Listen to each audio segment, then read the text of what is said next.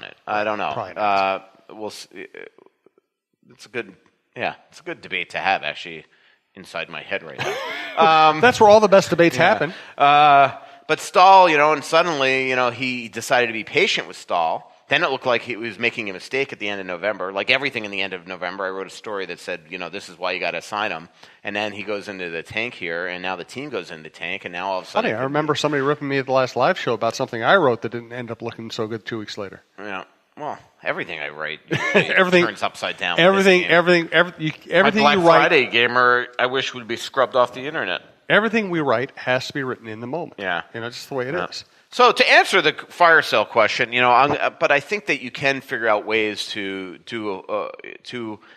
maybe appease the owner's wish to not do a full rebuild, but also still make changes. But the problem is the guys you want to change are guys that are right now untradeable.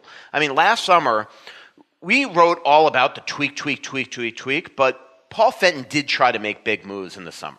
He tried to trade for Toffoli. He was very much in talks with Arizona about Domi and Dvorak, who, by the way, then gets hurt in training camp, and we haven't even heard his name. I don't know what happened to him. I don't know if his stomach exploded or what, but he had some sort of abdominal issue, so it might be good that the Wild didn't make that move, even though I thought that he was a fabulous player. Like, I thought he was the better player in the trade if the Wild had traded Zucker and Niederreiter in that move and got rid of Ennis's contract. If you remember, that's what that was. So he's tried to do things, and then they didn't transpire last summer. So then it became like, I want to get my eyes on this team.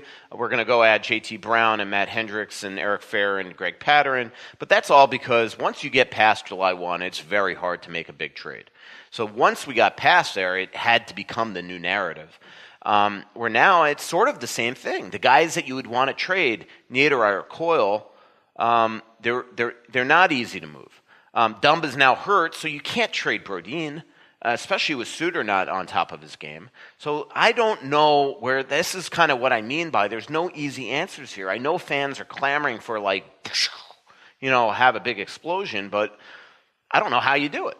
Or he would have done it by now. I mean, look, Paul Fenton is a smart hockey guy. He sees what we see. This team's not good enough. He still has to abide by, obviously, the owner's wishes, but he sees it, and so far it hasn't come to fruition. Right. Let's thank Fixologyrepair.com. Michael obviously takes his watches over to John Hedges. Right now they're working on my tablets and helping me transfer information from one to another, from an iPad to a Samsung. So I always appreciate their help. Third floor of Mall of America by Nordstrom's, downtown in the Skyway, just south of the Wells Fargo Center. We highly recommend John Hedges and his people. There are some things in life that you just can't live without. Now, whether it's a special piece of jewelry, a watch, or even your smartphone, you want it in working condition. At Fixology Repair, we are committed to restoring your pieces so that everything works or fits the way it ought to. Watch servicing, chain repair, and broken screen replacements are just a few of the services that we offer at our 2 locations, Mall of America and the Skyway in downtown Minneapolis. Please visit us at Fixologyrepair.com or at FixologyMN on Twitter to learn more. Mention this ad and get a 10% discount on our services. Let's go back to Twitter questions. Barb Rule, why has Nino been basically invisible this season? Just not seeing what we expect. Very puzzling. Yeah. Thanks to Barb, and thanks for coming out to the shows, Barb. Perfect word, puzzling. Yeah. It's puzzling. I mean, he's just having a bad year. I mean, that game against Chicago the other night, the penalty he took in Winnipeg, it's not even gripping your stick tight. He is a shell of what he used to be. He used to be so good in tight, and now he's swinging, missing on everything, not getting up and down the ice very well. It's a shame because he cares, he's good, but he's turned himself at $5.25 million into a very difficult player to 1 watch but 2 move, and that's a tough combination. From John Cummings, is Coyle looking that good at center this year, or is Koivu looking that old and slow? Keyword from players that play with Coyle is speed. Is that players hinting, don't put me with Koivu? Russo's thoughts.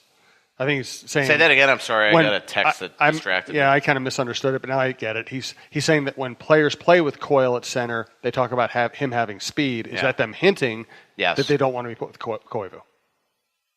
Yes. Maybe. Sometimes you have to be a diplomat. Let's see. From Nicholas Robinson. Go ahead.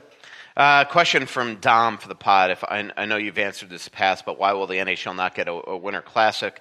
And what will it take to get one? Thanks. I'll hang up and listen. He's a buddy of mine. Actually, he comes to a lot of our podcasts and became a buddy of mine. Why? Good question. I just texted somebody when that word came out to see if he'd care to comment, because I know that the Dallas announcement has got to make his head explode. Wouldn't shock me if the Wild were the opponent, but who cares? That's not what Craig Leopold wants and Matt Maka wants. They want to give the fans here that deserve it a Winter Classic. Why? Local TV ratings are incredible, national or not. That's the reason. NBC decides this, not at the NHL. And when the Wild are on NBC Sports Network, they get incredible ratings locally. Nationally, no. And that's why. Dallas does. And probably just helps the situation now to see Jamie Benn and Tyler Seguin in the Winter Classic.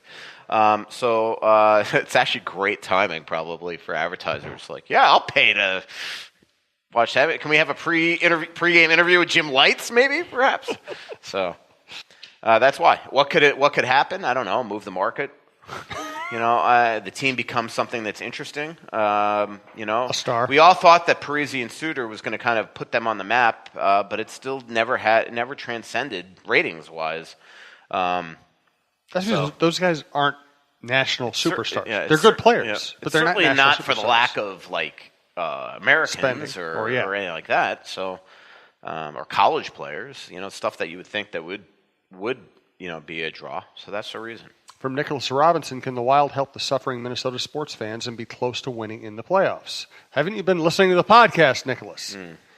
I did put a little troll tweet out there when the Vikings lost last night. I just said it's now up to the Minnesota Wild to get it done.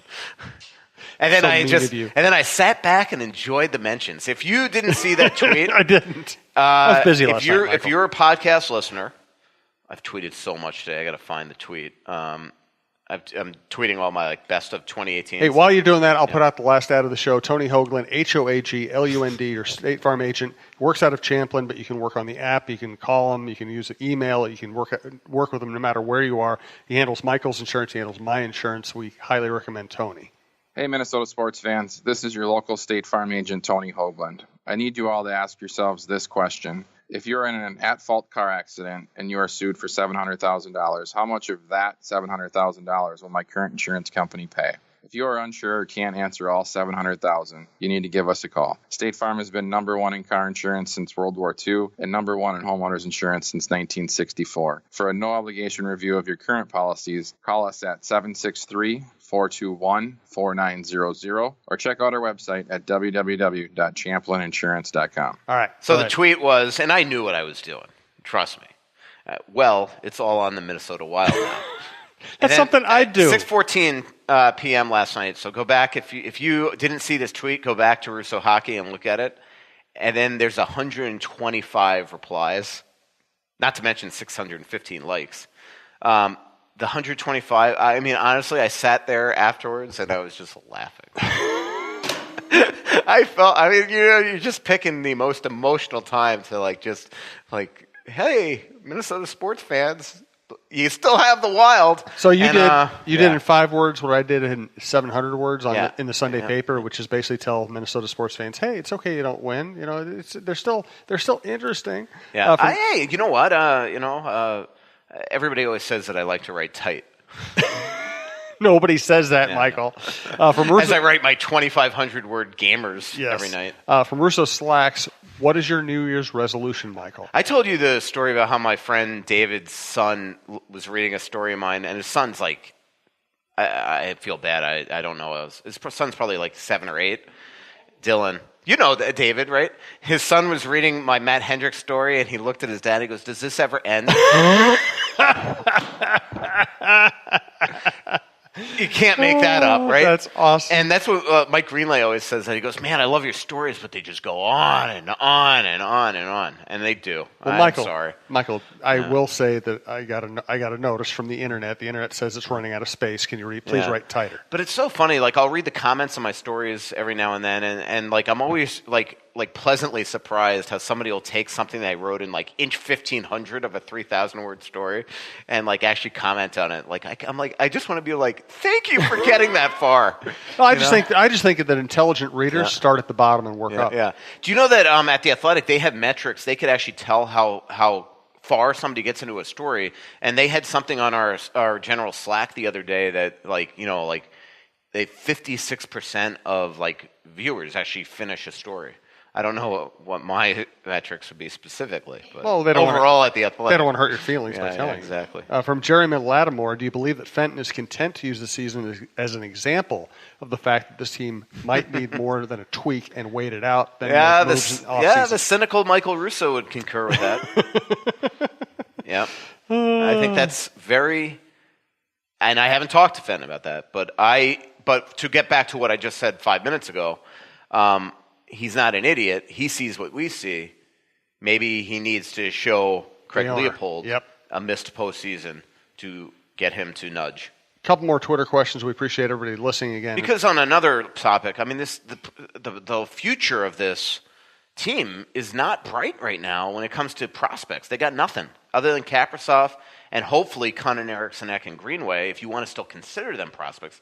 They got not much coming. And they got Belpedio down there in the minors. They got Connor Dewar. They got Kovanov. They got, but there's not a lot of stuff to get excited about. And they're the only team in the league that doesn't have a player in the World Juniors. From Eric Vigo, longtime listener, Athletic contributor. Ari, the Stars drama via Shapiro. If the media had been more honest about Ben and Sagan's play, the front office would have never needed to generate this buzz. Have you ever been blatantly told to rip a guy by an organization? I'll go first. I've covered the Twins for a long time. I covered the Vikings for a long time. There were times when people I knew either in the front office or the business side or on the coaching staff or on the support staff said, "Hey, this guy is playing like a dog. Kick this guy in the butt for us." Yeah.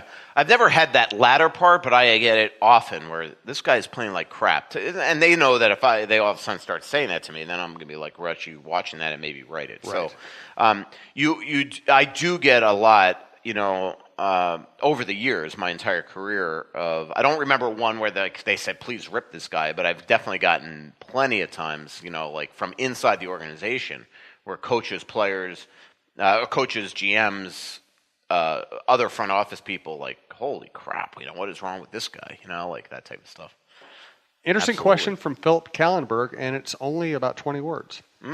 Question for both of us. In which professional sport is there the largest apparent gap between the top league and the next best league? I would say hockey, definitely.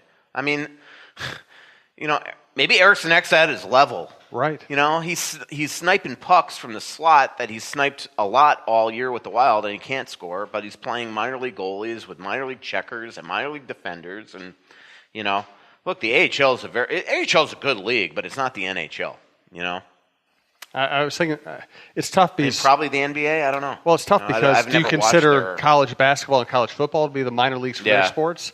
I would say the NBA because the G League is just bad college basketball, and college basketball is pretty bad in and of itself. And you can be a dominant scorer and a superstar in college, and you go to the NBA and you can be the 12th guy in a roster. Mm-hmm. That's my guess, at least. Let's see. From Ben, good question. What makes this core so bipolar? I understood it more when they were younger, but I also assumed they would have figured out a way to manage their way through a season after 5 years. Any insight? I do have insight, not too much that I want to get on here because a lot of stuff that I feel I have never, it's more with my eyes and I've never really, expressively written it, and it's just conjecture. But I just think that, you take these runs. I do think when they were great this year and won 10 of 12, look who they were playing. I mean, just really, I don't want to, they got lucky in Edmonton to win that game in the second of back-to-back. But, trying to remember that whole run. They played St. Louis at times, twice in that run, who were trying to get their coach fired. They probably should have won in San Jose when San Jose wasn't playing great. LA and Anaheim were garbage at that time. So, that when they won 10 of 12, they were playing pretty crappy teams. And all of a sudden they started playing really good teams. And it started